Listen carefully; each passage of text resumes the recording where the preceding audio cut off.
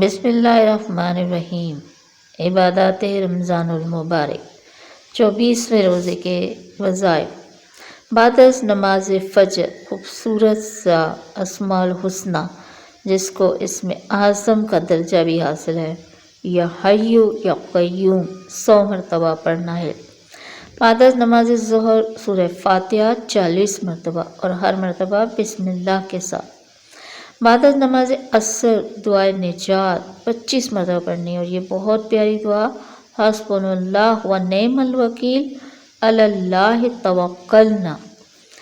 اسی طرح بعد از نماز مغرب سورہ توبہ کی آخری 2 آیات 11 مرتبہ پڑھنی ہے۔ یہ آپ کے ساتھ اسکرین شاٹ شیئر کیا، اور ویسے بھی یہ آیت بہت پیاری ہے جو ہم پڑھتے رہتے ہیں۔